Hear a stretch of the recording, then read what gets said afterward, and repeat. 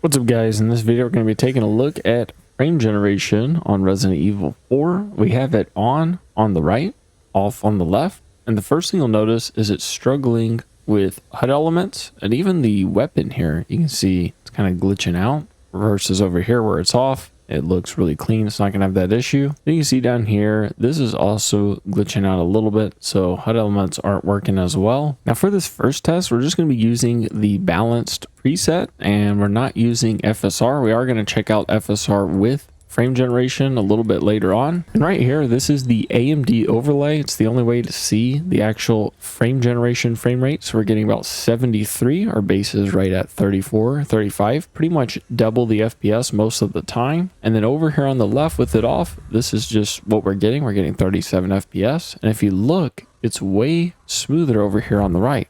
So it works really well. And even when you look at the trees and everything else, those are looking pretty good. You can kind of see this weird effect around your character though when it's close, almost like it doesn't really know what to do, like right here. But it's really impressive to be sitting here at 70 plus. I saw 80 just a little bit earlier at 900p 30 watts on medium settings with no FSR. All right, now I wanted to check out and see if we turn FSR to quality, what the difference is, and it does boost our frame rate up on both. So you can see we're at about 40, mid 40s over here, and then 80 with frame generation. We are losing a little bit of FPS having frame generation on for the base frame rate. So it is somewhat resource intensive. I would say it's about 2 FPS that the base frame rate goes down because there's that extra processing overhead. But overall, we're still getting a way higher FPS since we're pretty much getting double. So we lose 2, but then we get double whatever that base frame rate does. And with FSR quality, I'm surprised how well it works. Even right here, I would think we would see a bit more of an issue having FSR with frame generation on,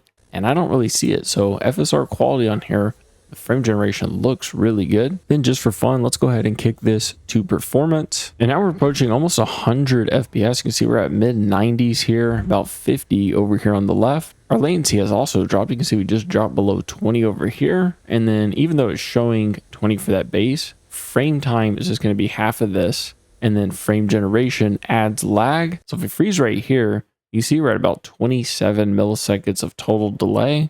And then over here, we're only at 20.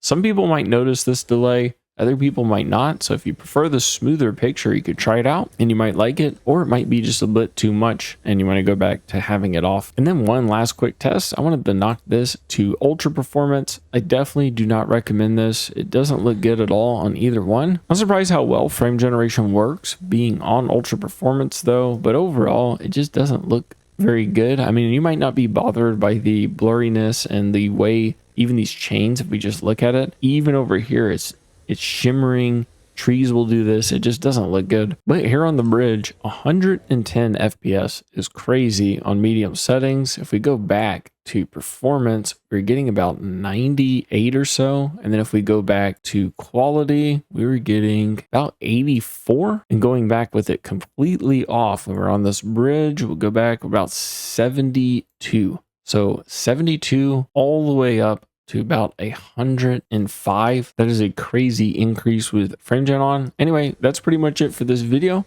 I hope you enjoyed the video, and I'll see you in the next one. Peace.